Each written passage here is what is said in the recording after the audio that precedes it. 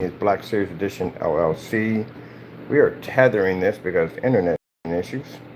So right now I am building a 104-inch 235.1 screen.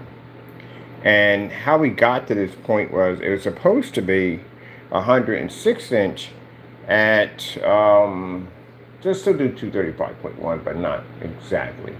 We're going to do 106-inch at 48 by 96. It all depended on the surface we're going to be getting in here, because I've done these screens before, the cardboard screens, but the problem with the cardboard screens is you just can't get that flat surface where it's this flat, but you can't get without the lines in it. And I did try to bring some cardboard in here, but shipping company sent them in, never put it in a box, and they wrecked it. I mean, it got trashed. So, like, we can't even use this. It's garbage.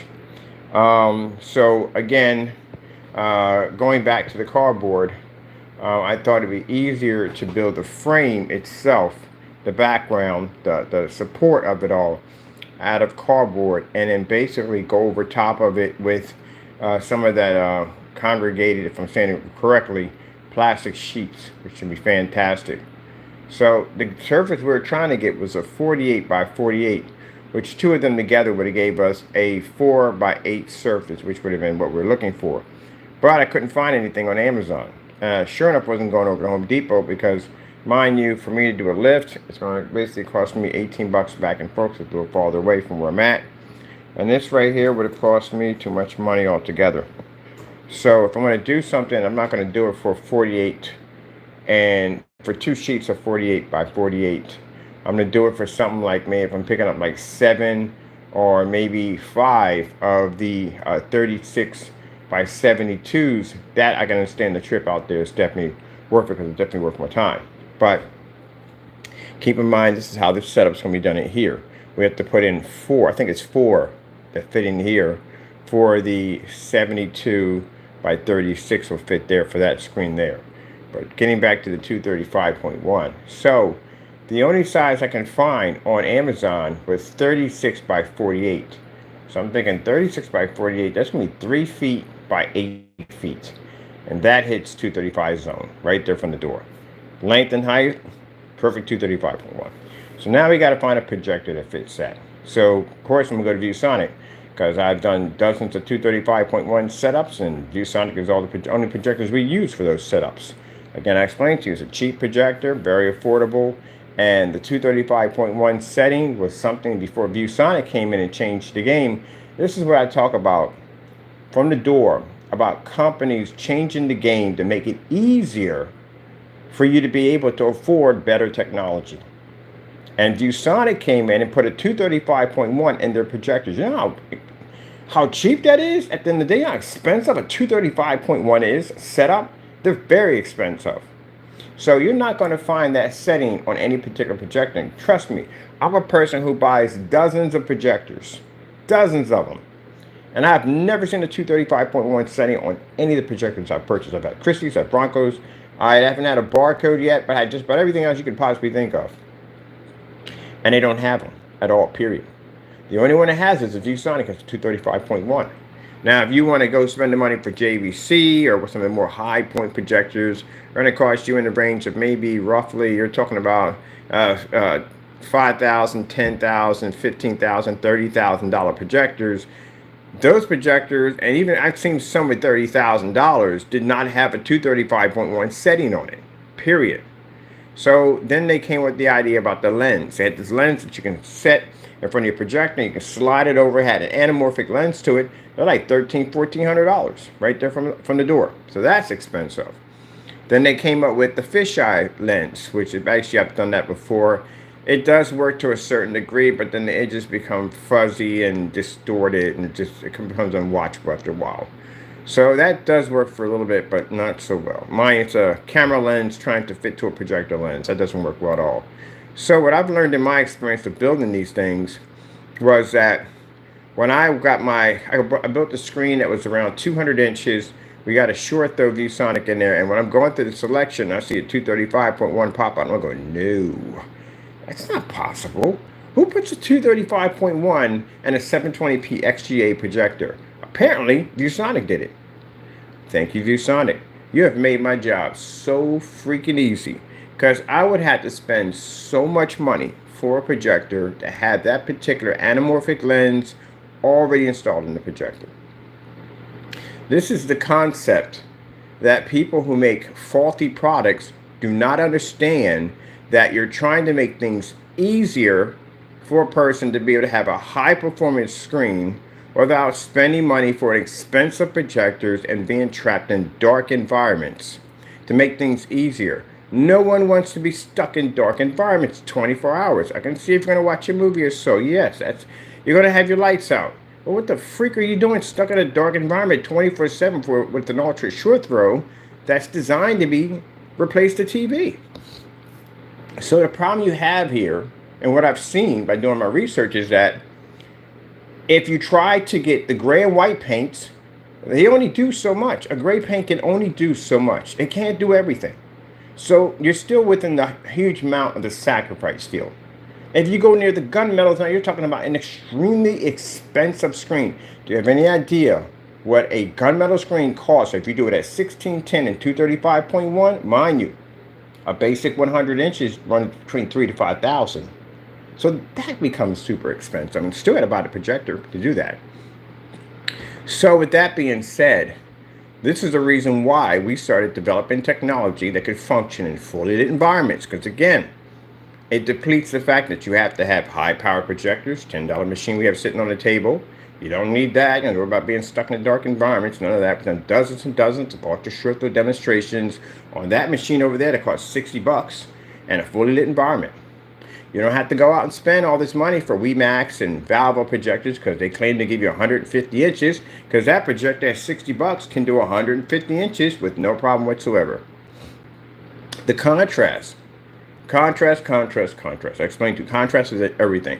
We did a demonstration on showing Star Wars movie demonstrations. Every single one of them involves contrast. Very important. It must be needed.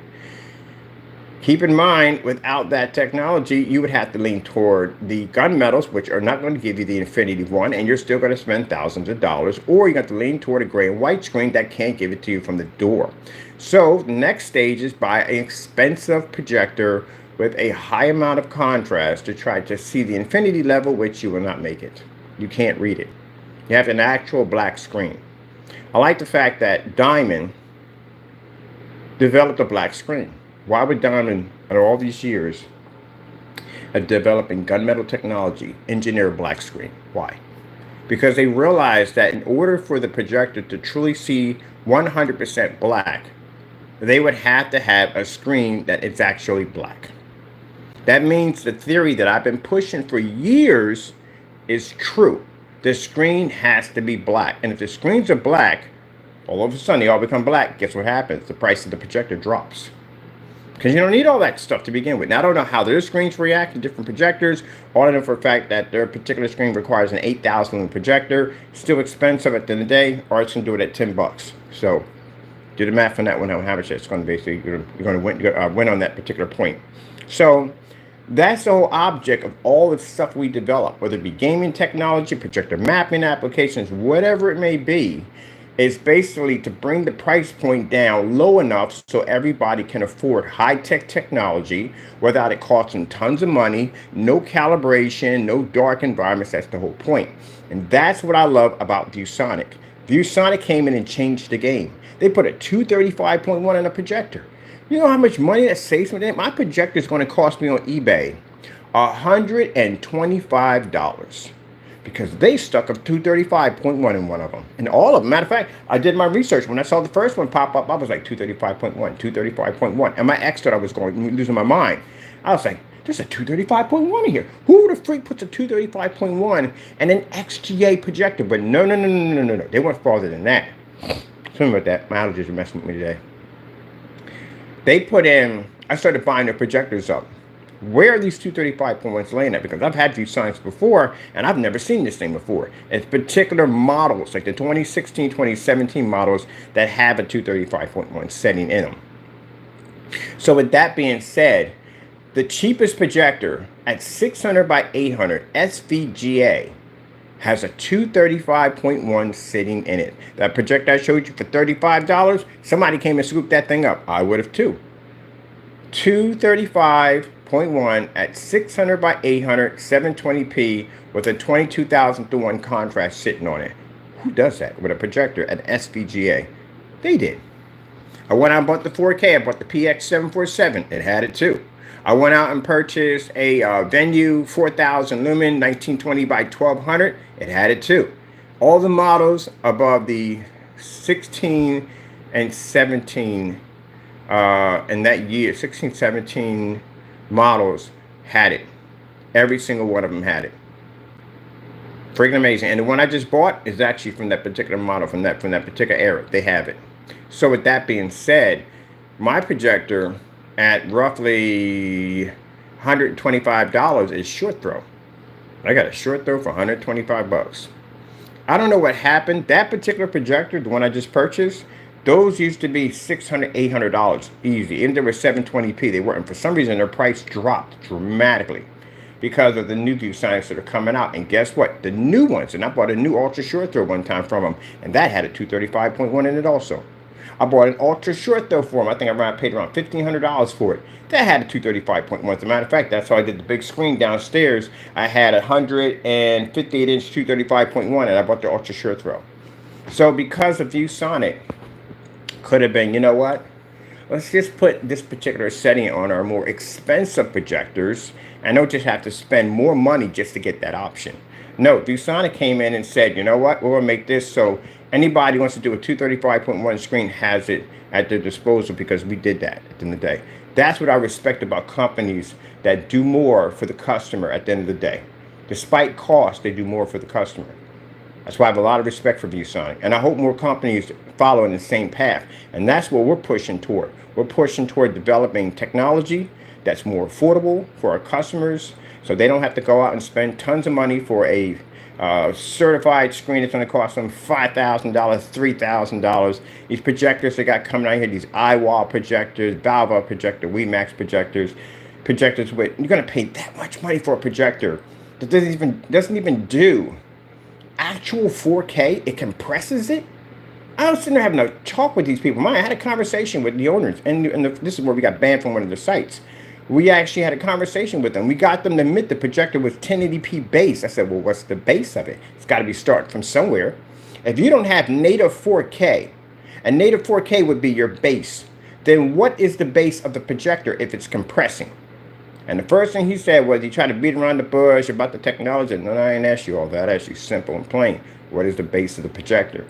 So those projectors are 1080p base. Epson went in and filed a lawsuit against Valva because Valva was lying and saying that their projectors were 6,000 lumens. I could tell that wasn't 6,000 lumens. I've seen 6,000 lumen projectors. You're talking about a distance throw at 6,000 to 5,000. Your entire wall would be back splashing light behind the back of you. It'll be showing up in your kitchen, everything. You're talking ultra short throw, less than a foot, hitting a wall that's white, and you couldn't push that much light off? So that told me from the door it's not 6,000. It's roughly somewhere between maybe 1,800 if they're lucky. And that's what it was. And they got sued for it too, by the way. And they got sued and they lost. So you can look it up. Go look it up. Look up Epson suing Valva in court for fake specifications. You'll find it on all over. It's on court records. But anyway, with that being said from the door, that the horror of projection screens and what the community is going to suffer through is the fakes. This is why we push for batch numbers. We're going to keep pushing for batch numbers. Keep pushing. Keep pushing. It's a requirement. It's a must. It must be done. And the reason why it must be done, because customers are going to get ripped off. It should be a requirement for these new projectors coming out.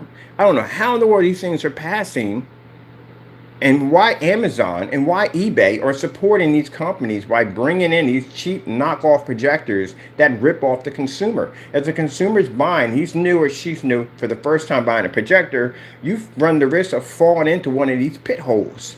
The buying a projector that claims to be 4K and 8K at the same time, it does all this stuff, and it does none of that. This is why we have to have rules in place for this. And I know we get people make screen print. They don't like it when I say the word batch number. Batch number, batch number, batch number. Because they need to have batch numbers. Your product has to be tested from the door. If I'm basically, say I'm a consumer, say I don't develop any of this technology. I'm an everyday Joe. And I watch your demonstration, especially on that range gain stuff. I watch your demonstration and I paint that stuff down to my surface. Mind you, I had to take the time to buy my screen or build my screen or whatever. But either way, it's time that I put into my work, my project. And I take the time to invest in your company to buy a product that you don't know jack about or has no testing whatsoever. So I buy it and I paint it. And the first thing I do when I contact you is, and everybody's going to do that, what's the gain? Because I'm not seeing any videos on this thing about gain. I'm not seeing nothing at all, period. Not enough tests on this. So I contact you about range gain. What is it? What gain do I have? Did I get the lower one? Did I get the higher one? I don't know. So I'm not saying this to be rude. This is just typical basic questions that your customer is going to ask you. My customers ask me tons of questions all the time. So you're going to just avoid that? So they're going to ask you, what's the gain? Your screen has 2 gains on it. The average screen doesn't have 2 gains. The average screen has 1 gain on it. So that's it. What the gain is on it is what you're going to get. So if they ask you the question, what gain do I have? What do you say? If they ask you, what paint down technique do I use to get the other gain? Do I have the lower gain? Do I have the higher gain? Which one do I have? Can you tell me? This is a problem you're going to run into. That's why you can't make up stuff on your site. Can't do that. It'll get you in a lot of trouble. Now, products matching house paint. Oh, I can't express this enough. Those of you that were caught on YouTube live stream matching house paint, you have no business selling that product on your website. If you clearly match the screen house paint, you should have removed it from your site. You should have issued an apology to your customer base. Anyone who placed any orders roughly in the timeline that you can basically have the item shipped back or a refund, you should have issued it. But your site's set up not to do that. Your site is clearly set up that says, and anyone can go there if you want. If you don't believe me, there's a challenge. Go check it out for yourself. Clearly states by Crow that the product cannot be returned.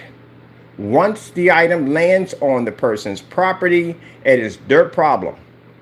Once you open the product, you will not receive a return or an exchange at all, which means you cannot do ship backs, virtually impossible. You can't do a proper batch number because products need to be tested to do batch numbers. So what guarantee does the consumer have? None at all, period. Problem right there. And now we know range gain came from the PSP, from Danny. Now, gentlemen, do not get fizzy over this, because they do get fizzy. They get mad and get upset and say, hey, you shouldn't have. No, you mentioned you did this at the end of the day. I'm not doing this against you for any form of revenge tactic. It has nothing to do with that. This is business at the end of the day. You made the statement. It's on your site, right? Then I'm going to talk about it. You remove it off your site. You correct the problem. You make the product better. You have tested underneath of it. I can clearly say at the end of the day, hey, their product is tested. I checked it out. So and so and so. I give credit where credit is due. I'm not a big fan of Black Diamond. I don't like the way they treated us with that whole cease and desist order. That 1 minute you're going to be cool, 1 minute you're not. I don't like that at all, period. But I do respect their technology. Their technology is good. I'll call it for what it is. I'm not going to sit there and say nasty things about their product because I felt the way they did us was unruly with that whole cease and desist order, and then basically 1 minute saying their products are this, that, and the other, but when things don't go a certain way, this is how you react. So I don't come out there and say, oh, their products are blah, blah, blah. No. Their products are good. They make good products. Any of the companies I've tested make good products. I don't care if they don't like me or not. It is what it is. Their products are good. If you came out and made a respectable product that you could stand behind without dealing with sending cancellations out and removing the shenanigans of websites and states at the end of the day, this is a product I could stand behind. You could hate me from sun up to sundown. It doesn't make a difference. If your product is good, your product is good. I got to give credit where credit is due. Because if I don't, that means I'm the liar at the end of the day. I become like you, which I'm not. There you go. So the problem we have here, gentlemen, is you have to do more for the projector community.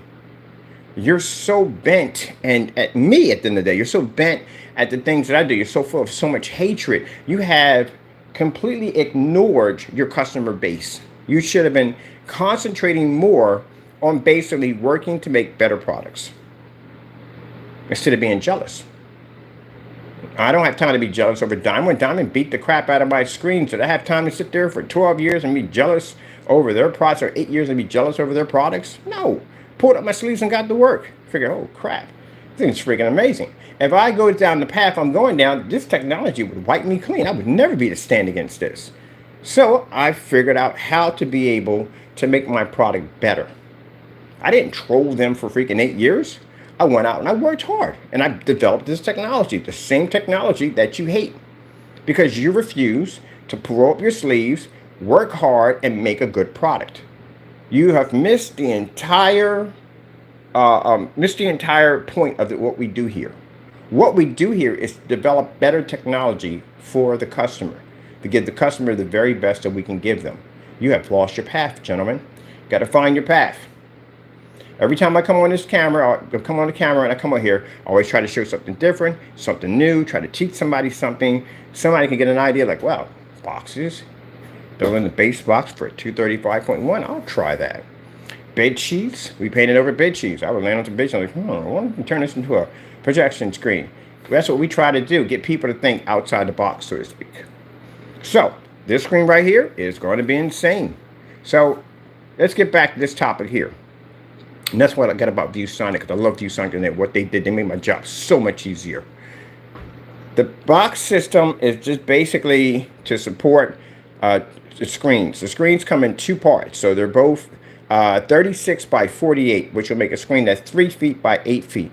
So it'll center right there and there. This is how we're going to hook it up. That way, by putting these panels down like we have here, it'll eliminate that line system. And we don't paint this at all, because if we paint this, what happens is the boxes buckle out and buckle back in, and it causes the surface to become even. We need the surface to be completely even. Even the bottom base that we have, we can't paint it. So we're going to get some of that countertop paper, trim it up real nice. And after we get done, we're going to actually put a trimmer on the side of it when we put it on it, because I don't think that the screen's a little bit bigger than what we have. So we just want a little bit of trim outside. It's going to be black. And what we're going to do is, once all that's done, we're going to put a halo system that wraps all the way from the cross from the top. And then we're going to get some EL wire. So this is going to get this EL, looks like that, but separate, it chases itself. And we're going to run that trace down that's black here, here, and here. Here and here, give it a faint kind of look to it. It's going to look like kind of a Knight Rider screen when we get done with it. It's pretty cool. So that's what we're working on right now. And this is the dismantlement of the Dell, but that's for the next video, because we're still working on our ice box over here, and that over here, and that over there, and that over there. Multiple projects at the end of the day. Now again, you'll see that they'll get upset about what I said. They won't learn anything what I said at all. What I said is not out of hatred, gentlemen. It's out of what you should be doing in this business. It's not out of hatred. But if you take it out of hatred and your reaction is to come back with insults, you've learned nothing at all. Not a thing. And this is what consumers are seeing from you. And this is what you don't want at all, period.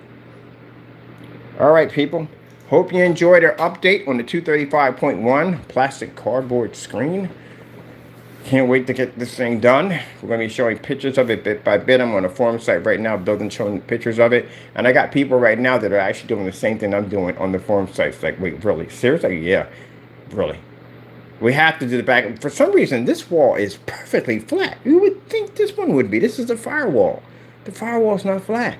This wall is perfectly flat. This wall would be perfect for ultra short though, but again, we can't put any ultra. We don't want to touch the walls. Well, technically, we don't want to paint the walls, period. None at all, period, no. So this one's going to be done differently. We're going to do a panel system on this one. So that large panel you see, I'll show you how we put it together, panel to panel to panel. Each panel is going to cost me $25. We're going to put 4 of them up here, and we're going to use a Velcro system to interlock them together. We're going to use long carpet tacks, or furniture tacks about that big. And the reason why I chose that, because if we push that through the wall, the screen's very lightweight. They're going to hold with no problem. But pull them out, it's going to leave very little damage to the wall. Where if you're using screws and you pull out, you get that kind of volcano effect that pulls out, and we don't want that at all, period. We want to leave a little pinhole in there. So that's why we chose to go with those tacks. On top of this, we'll make the screen look nice. The screen's going to be jet black, and the tacks are all done in brass. So I want something that stands out. It's going to look pretty cool. All right, people. Hope you enjoyed the time we had here together. Like I said to fellow people, I mentioned your names. It's not in any way to insult you. Please don't take it the wrong way. But it's things that you were doing, and you need to correct it. You really do. If you're going to basically call yourself a part of the Projector community, you should be working harder to develop products that are going to benefit your customers. And by doing so, that means testing. A lot of testing. Batch number verifications, which you should have. Showing your products in fully lit environments. Like I said, when you do a gray versus a black, we do black versus black. That is our product going against any black paint, fabric, film, stuff like that. When you're doing a gray versus gray, because we had Crow go out there and do a demonstration called black versus, I don't know what he was doing. I don't know what the heck that video was all about. It was just a whole hot mess. But anyway, gray versus gray. That's what you have to do. Gray paints, gray fabrics, gray films, all that stuff. Put against your screen.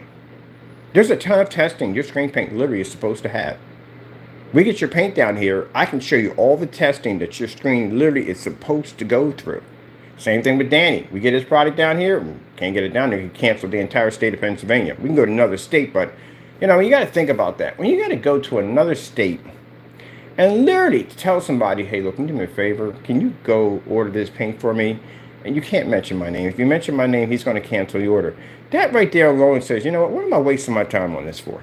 If I got to go through all that, why can't I just go to the site, put my order in, pick up the product, bring it here?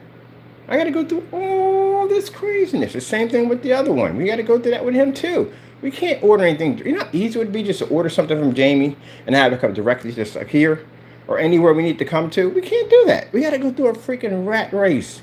At the end of the day, I mean, literally a freaking maze while it's set on fire. That kind of crazy nonsense. And you can't say, gentlemen, you haven't done it because the proof is right there. Literally sends us an email, tells us to buy whatever we want. Now, I'm not mad about that. We can buy your products, Fernando. We can basically just have contact somebody and can bring it to us. We do that all the time. But I'd rather do things where we can put our order in where we're sending it, where I have to go to a customer or go to a friend to get the product because you're too scared to send it over. What did you do to it that you can't ship it to us? What's wrong with it? And the reason why is because, you know, we're experts in the field. We can see through the nonsense.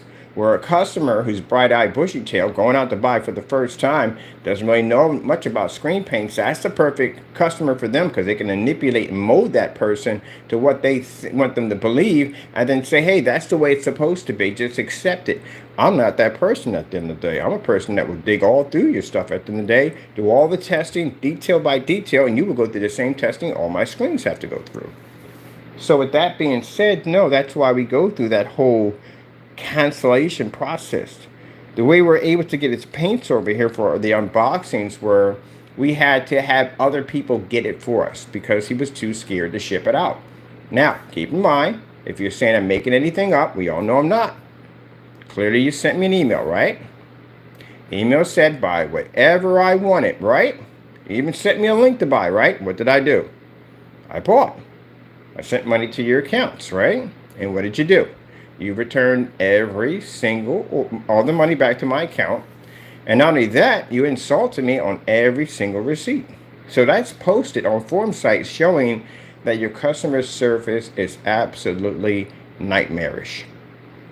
And we got cursed out on every single receipt after he gave us the polite permission to buy from his website, which we did. What did I do wrong by buying your stuff? Did nothing. That's like you going to somebody saying, hey, come on my shop, buy whatever you want, so and so and so, and you're buying stuff and everything. You get to the cashier just opens up and just curses you out. I'm like, what the freak was that? Like, what did I do? Get the freak out of my store, blah, blah, blah, blah, blah, blah, blah. You know, what? Really? That's what he did. Again, nothing but talk. We just know it's nothing but talk. But anyway, I got to get back to work. I have much to do. I have companies I'm involved in. I have projects I'm involved in. got blessed to be involved with one of the school districts down here, so I'm happy about that. And I have a lot of work to do. I have to get my foundation finished. As you can see, we're slowly building it.